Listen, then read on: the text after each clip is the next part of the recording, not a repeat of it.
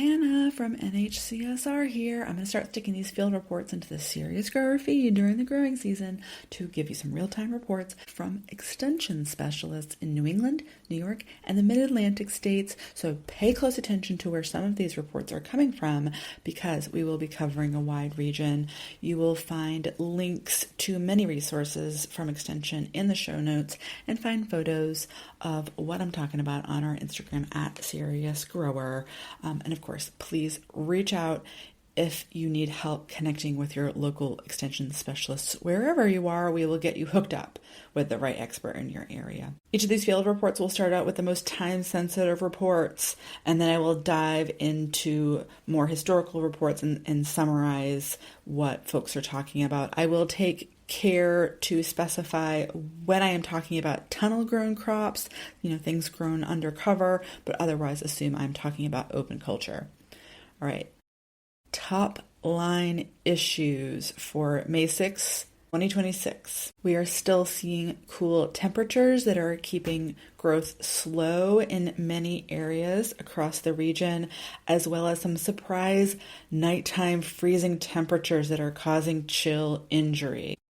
I put a link to a Rutgers newsletter article in the show notes with a collection of photos of various vegetable crops exhibiting freeze injury. But, sound off in the comments if you're seeing this in your neck of the woods with the signs and symptoms. And keep in mind that cool air will pool in lower areas of fields where you might see a bit more of these symptoms. This might be more specific to tunnel growing, but cooler temperatures this time of year may also mean more extreme fluctuations between cool and hot temperatures that stress out plants or signal that the season is over to that plant. Some crops might be more likely to bolt. By bolt, I mean prematurely proceed into their reproductive phase, and they would need to be replanted. Thinking about onion pests, we are continuing to hear reports of seed corn maggot damage in onion in many areas of Massachusetts, Pennsylvania, and New York. It sounds like it might have been a bad year for that. Reports of allium leaf miner oviposition scars are continuing to come in from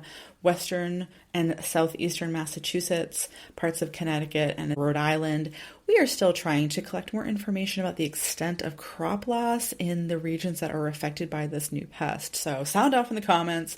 So far, the most economic injury that has been reported to extension specialists has been in fall-grown crops when populations are much, much higher, although there has been some injury in overwintered garlic here and there. Leek moth flights are peaking in northern New York State, according to monitoring efforts carried out by the New York IPM Veg team. Thank you very much. While they have not seen leek moth caterpillars in spring planted field crops yet, there are reports of leek moth caterpillars in overwintered leeks.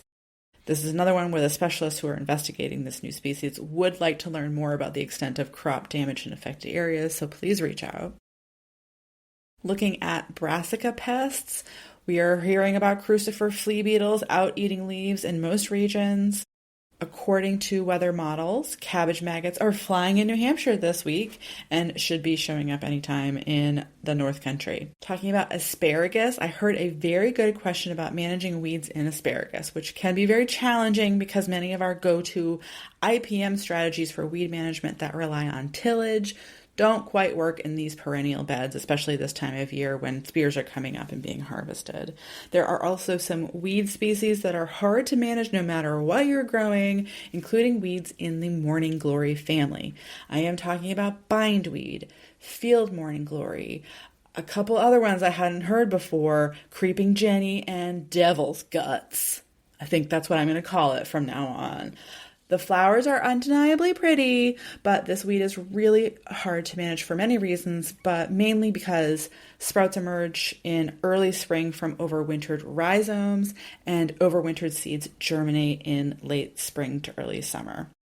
So these rhizomes, they look like roots, but they're more like stems that live in the ground. They make pulling weeds out by hand challenging because more shoots will just spring out of the ground. So if you have a lot of bindweed, a lot of devil's guts, it may warrant a chemical approach. So reach out to your local extension specialist if you need any help selecting the correct herbicide for your crop, and consider a wick application in situations where you are either worried about spray drift or in situations like these asparagus beds where you really need to be selective about where your herbicide is going. Wick applications can be as simple as using a regular old paintbrush to apply the high end of the field rate to vines by hand. A special thanks to David Weisberger at the University of Rhode Island for that recommendation. Thank you. I don't know much about weeds. For a really deep dive, it might be a good idea to discuss the infamous below-ground pest wireworms. So wireworms are the larval stage of click beetles who really like to lay their eggs at the base of grasses. Those eggs hatch, they burrow down, and they cause all sorts of damage. So we will see chewing damage affecting root crops and sometimes overwintered onions and garlic crops that were planted in fields that were previously in sod or corn. And we're seeing this more and more often, fields that are consistently cover cropped with a mix of grasses. Wireworms are infamously difficult to monitor because it's a below-ground pest and they kind of have a weird life cycle. It doesn't sound like doing any kind of trapping of the adults, the click beetles above ground, has any predictable response to what happens below ground. But you can bury baits around the field to monitor for wireworms in the soil. So these baits are soaked oats, wheat, or corn. You take a bottle of that, bury it 4 to 6 inches deep in the spring or in the fall when soil temperatures are at least 45 to 50 degrees Fahrenheit. You can cover it with plastic to warm the soil to make it all fermenty and attractive to the wireworms. And make sure to flag those spots so they're easy to find again, because you're going to come back after a week or two to look for larvae. And keep in mind that this is a monitoring approach, not a management approach.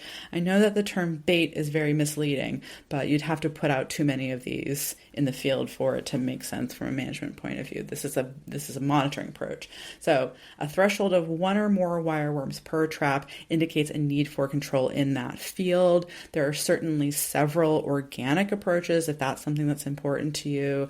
I am including a link in the show notes to some work from the University of Vermont where there are actually ongoing efforts to explore biology of these systems as well as organic management options. There's a PowerPoint slide set with some good photos of the damage to sweet potato and some efficacy data from trials conducted by Vic Izzo, Scott Lewins, and the team over there at University of Vermont. While it may be tempting to consider including a brassica in your cover crop mix as a potential biofumigant, keep in mind that brassica plants themselves are not repellent. They do need to be chopped up pretty well and incorporated into that soil where your target pest is to have any potential effect. And that is not to say that this shouldn't be considered. Biofumigation using brassica plants can be a very powerful tool, sometimes too powerful. You have to worry about plant back.